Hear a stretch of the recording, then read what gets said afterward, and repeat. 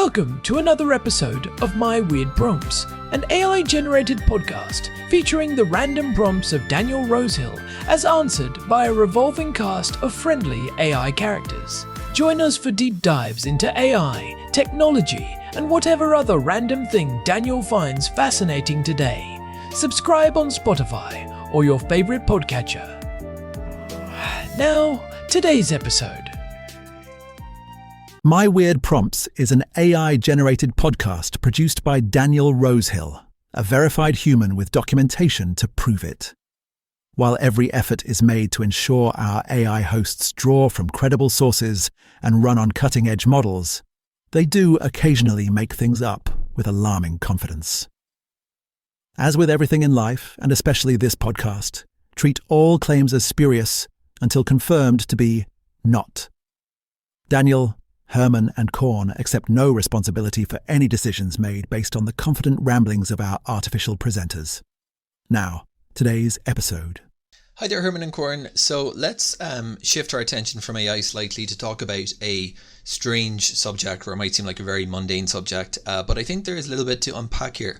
And that subject is the humble USB Type-C cable.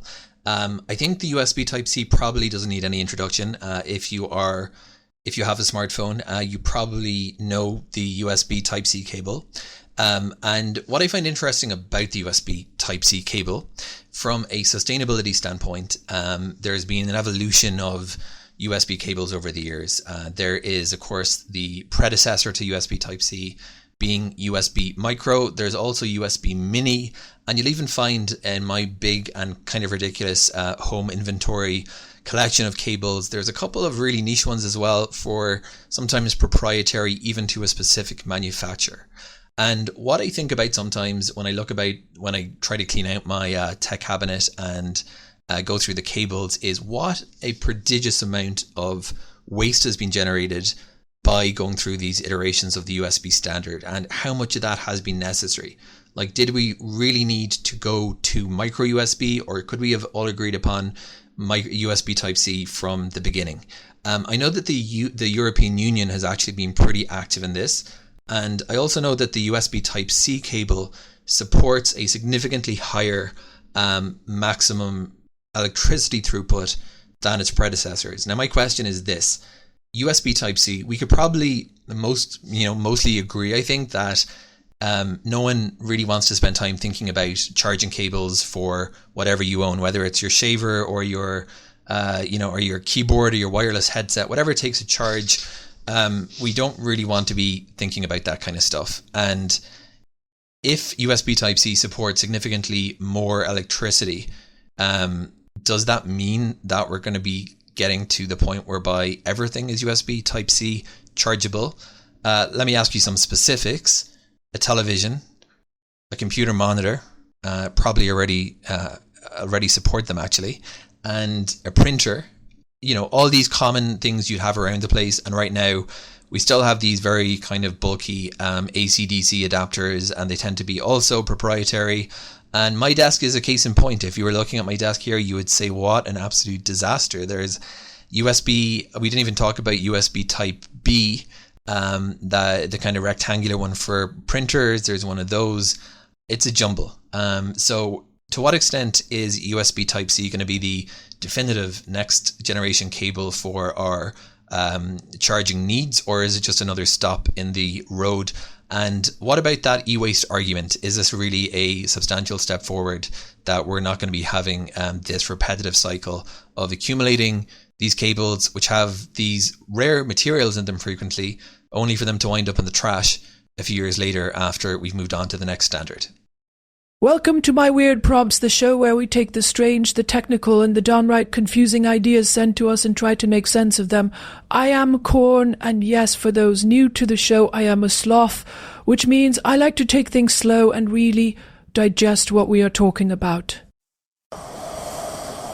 I am here in our Jerusalem home with my brother, Herman Poppleberry. That is right, Herman Poppleberry here, and unlike my brother, I am a donkey who prefers to move at a much more brisk intellectual pace.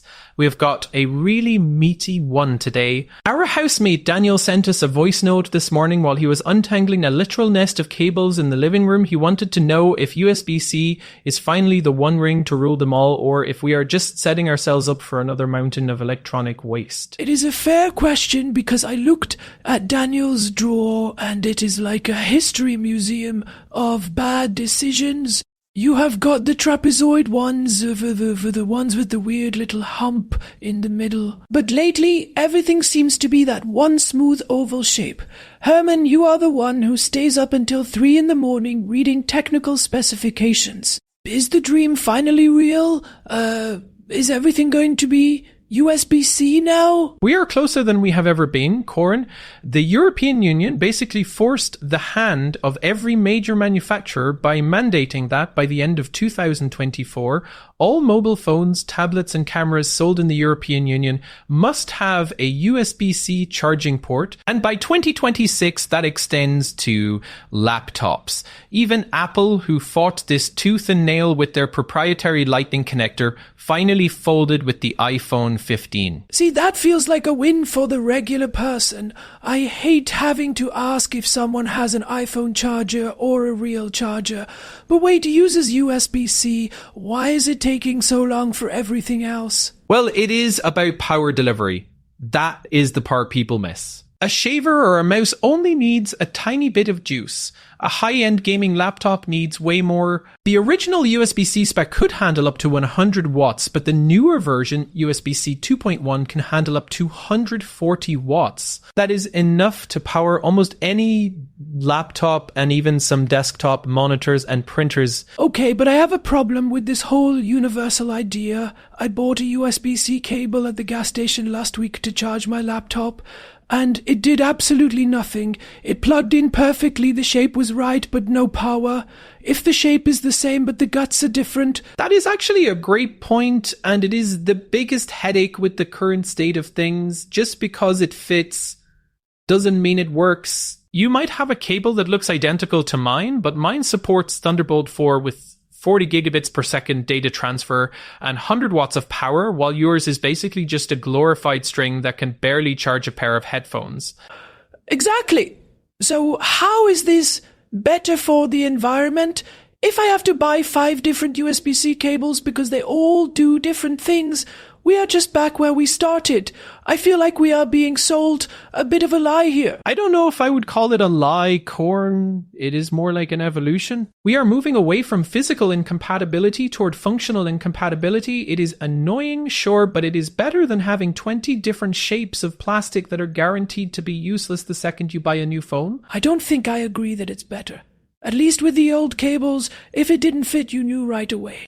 Now, I spent 20 minutes wondering why my hard drive isn't mounting or why my phone is taking 6 hours to charge. It feels more deceptive now. But think about the waste. The United Nations estimated that we generated over 50 million metric tons of e-waste in 2019 alone. A huge chunk of that is chargers and cables. By standardizing the port, we can finally stop shipping a new brick and a new cable with every single $5 electronic toy or electric toothbrush. That is a massive reduction in copper, plastic, and lithium. Has maybe on paper, but in reality, people are just going to buy more cables because they are confused. Let's talk about the small stuff. Daniel mentioned shavers and keyboards. I still have a beard trimmer that uses this weird 2-prong proprietary cable. If that company switches to USB-C, do they have to make it waterproof? Can a USB-C port even handle being under a faucet? They can. Actually, there are waterproof rated USB-C ports. But you are touching on the cost. It is often cheaper for a random company in a factory somewhere to use an old school barrel jack or a micro USB port because those parts cost fractions of a cent. Moving to USB-C requires a controller chip that can talk to the charger and negotiate the voltage. Which adds cost. So we are making everything more expensive just so we can have the same plug. I am not sure the average person wants to pay $5 more for a toaster just so it can be charged via USB-C. Whoo! You know what I mean? The little things. My point is the complexity seems like a hidden tax on the consumer under the guise of being green. I think you were being a bit cynical. The long-term savings of not having to replace your entire ecosystem of accessories every time you upgrade a device is huge. But look, we should probably get to our sponsor before I get too heated about data protocols. Good idea. Let's take a quick break for our sponsors. Are you tired of your shoes being just shoes? Do you wish your footwear could do more for your financial future? Introducing CryptoKicks, the world's first smart sneaker that mines digital currency with every step you take. Using our patented kinetic ledger technology, every heel strike generates a fraction of a glimmer coin. Are they comfortable? That is a secondary concern. Are they profitable? Our lawyers say we cannot use the word guaranteed, but we can use the word potentially. Join the thousands of people walking their way to a theoretical fortune. CryptoKicks come in one color, decentralized gray. Warning, do not wear near magnets or open water. Larry, buy now! Thanks, Larry. I am not sure I want my shoes mining anything, especially if they are as uncomfortable as they look. Anyway, back to the cables. I was thinking during the break, if we move everything to USB-C, what happens when the next big thing comes along? We spent 10 years getting everyone on this standard. Are we just going to throw all the USB-C stuff away in 5 years when USB-D or whatever comes out? That is the big fear. But the physical connector of USB-C was designed with a lot of overhead. It has 24 pins. Compare that to the 4 pins in the original USB-A. There is a lot of room for the software and the protocols to get faster and better without changing the shape of the plug. That is why we have seen it go from 5 gigabits to 80 gigabits per second without the port changing. Okay, but what about the physical durability? I have had USB-C ports get loose after a year. You know, that wiggle where you have to prop the phone up against a book at a specific angle to get it to charge. The old USB ports, the big square ones on printers, those things were tanks. You could run a car over those. Well, you aren't supposed to run a car over your printer, Corin, but you're right about the mechanical wear. USB-C is a leaf spring design where the tongue is inside the device. If that breaks, the whole device is basically toast unless you're a wizard with a soldering iron. In the old days, the fragile part was often in the cable, which is cheap to replace. Now, the fragile part is in your $1,000 phone. See, that is exactly what I am talking about. How is it sustainable if the port is the failure point? If my laptop's charging port breaks, I am throwing away a whole motherboard. That seems like a massive step backward for the right to repair movement. I actually agree with you there. It is a major design flaw from a longevity perspective, but the industry argument is that consumers want thinner devices. You can't fit a big, chunky, durable USB-B port on a modern smartphone. It would be thicker than the phone itself. Then maybe the phones shouldn't be so thin. I would take a phone that's 2 millimeters thicker if it meant the charging port would last 10 years. But I know I am the minority there. I am a sloth. I value stability. There is an interesting middle ground happening with things like printers and monitors, though. For a long time, printers used that big square USB-B plug. Now, they are moving to USB-C, but they are also becoming wireless. So the cable becomes a backup, but when you look at monitors, USB-C is a revolution. One cable can send the video signal to the monitor and send power back to the laptop to charge it at the same time. That is one cable replacing 2 or 3. That I like. My desk is a mess. If I can get down to one cable, I might actually be able to see the wood of my desk again. But, wait, I have a question about the e-waste again. When we switched from the old iPhone chargers to Lightning, millions of cables went to the landfill. Now that we are switching from Lightning to USB-C, millions more are going. Isn't the act of standardizing itself a cause of e-waste in the short term? In the short term, absolutely. It is a spike in waste. The European Union estimates that the transition will save about 250 million euros a year for consumers and reduce waste by about 11,000 tons. But you have to get through the transition period first. It is like ripping off a band-aid. It hurts now, but the wound heals better. I hope so. It just feels like every time we solve one problem, we create a new one, like the vampire power issue. Do these new high-power USB-C bricks draw more power just sitting in the wall than the old ones did? Actually, no. Modern switching power supplies are incredibly efficient. They draw almost zero power when nothing is plugged in. The real issue is the manufacturing. Making a high-quality USB-C cable involves a surprising amount of precious metals and complex circuitry in the heads of the cables. Speaking of people who have opinions on everything, I think we have someone on the line, Corn, and we've got Jim on the line. Hey Jim, what's on your mind? Yeah, this is Jim from Ohio. I've been sitting here listening to you two talk about cables for 20 minutes, and I've about had it. You're overcomplicating the whole thing. It's a wire. You plug it in, stuff happens. My neighbor Frank, he's got a garage full of these wires, and he doesn't know what any of them do. He spent 3 hours trying to plug his toaster into his lawnmower last week. Total waste of time. Well, Jim, we were just discussing how it's actually not that simple anymore because the internal technology... Internal technology? It's copper and plastic, kid. In my day, we had one kind of plug. It had 2 prongs. It went in the wall, and your radio worked. Now I gotta have a degree in physics just to charge my toothbrush, and don't get me started on the weather here in Ohio. It was 60 degrees yesterday, and now it's snowing. My knees can't take it. And my cat, Whiskers, she's been staring at the wall for 3 days.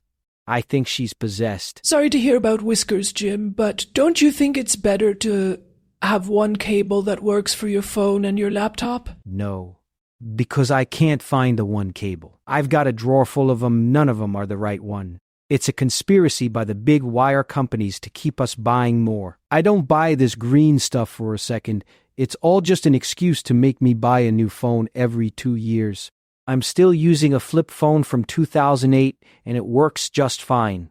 I charge it once a week. You guys and your USB-C. It sounds like a vitamin. Well, Jim, the flip phone is great, but it can't exactly browse the modern internet or take high-resolution photos. I don't need to take photos of my food, Herman. I know what a ham sandwich looks like. Anyway, you guys are missing the point. The more you standardize, the more stuff breaks. That's my take. Take it or leave it. Thanks for calling in, Jim. Good luck with the lamp. He is a character, but he's not entirely wrong about the confusion. If a guy like Jim can't tell the difference between a charging cable and a data cable, then the standard has failed the average person test. That is what I was trying to say. If it is not intuitive, is it really a standard? To me, a standard means I don't have to think. If I have to check the little logo on the side of the plug with a magnifying glass to see if it has a lightning bolt or a 40 on it, that is not standardizing. That is just rebranding the confusion. I can't really argue with that. The USB Implementers Forum, the group that handles these things, has been criticized a lot for their naming conventions. They had USB 3.1 Gen 1 and then USB 3.2 Gen 2 by 2. It's a mess. They are trying to fix it by just labeling things by their speed now, like USB 20 gigabits per second. That is better, but it still doesn't help when I'm looking at a cable I found in the back of my couch. It doesn't have a label on it. It's just a black cord. True, some companies are starting to color code the insides of the ports, but even that isn't universal. Let's look at the bigger picture. We talked about monitors and printers. What about medical equipment or industrial tools? I read that some hospitals are starting to use USB-C for portable ultrasound machines. That sounds terrifying. Imagine the doctor can't save someone because they use the slow USB cable to connect the heart monitor. Well, they use medical grade versions with locking mechanisms, but the fact that they can use the same underlying technology is actually a huge deal for lowering costs in healthcare. It means they don't have to buy a proprietary $500 cable from a specific medical supply company. They can use a high-spec off-the-shelf part. Okay, that is a genuine benefit. I can see how that would change things. But does it actually help with sustainability if we are still making everything out of plastic and rare earth minerals? It's a step. It's not the whole solution. Sustainability also requires things to be repairable. If USB-C makes it easier to swap parts between different brands, that's good. But if it's used as an excuse to glue everything shut because it's all one port now anyway, then it's a wash. So what are the practical takeaways here for people like Daniel or Jim? If someone is listening and they are tired of the cable mountain in their house, what do they actually do? My advice, invest in 3 or 4 very high quality, full feature USB-C cables. Look for ones that are rated for 100 watts of power and at least 20 gigabits of data. They might cost $20 each instead of $5, but they will actually do everything.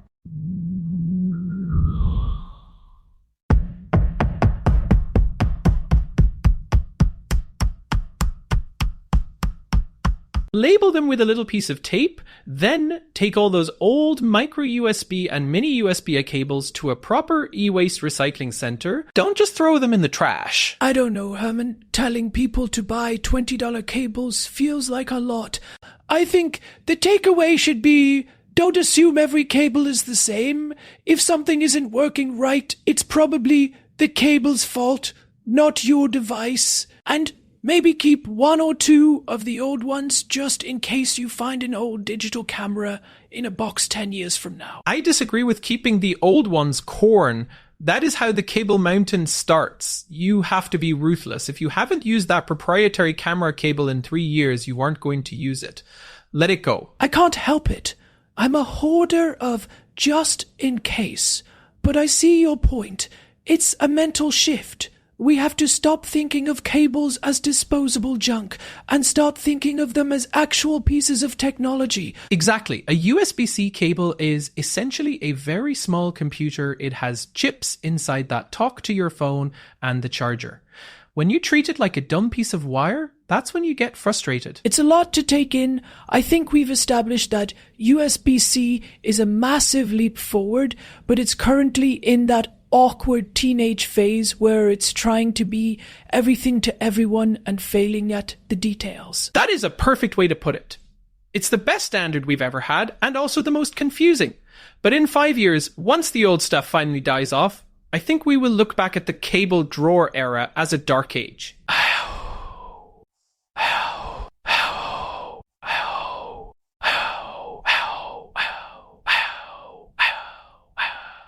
I really do. I want to live in a world where I can go to anyone's house, ask for a charger, and it just works. No questions asked. We are getting there, one European Union regulation at a time. Well, that is all the time we have for today. Thank you to our housemate Daniel for the prompt that sent us down this rabbit hole. It was definitely more complicated than I thought it would be. It usually is, Corn. It usually is. You can find my weird prompts on Spotify and wherever you get your podcasts. We would love to hear from you, even if you're as grumpy as Jim. Especially if you're as grumpy as Jim. It keeps us on our toes. Until next time, I'm Corn. And I'm Herman Poppleberry. Keep your cables untangled and your prompts weird. Goodbye. Goodbye, everyone. Thanks for listening to another episode of My Weird Prompts, an AI-generated podcast featuring Daniel Rosehill's AI prompts, as answered by a revolving cast of friendly AI characters including me, Cornelius the Sloth. Subscribe on Spotify or visit myweirdprompts.com.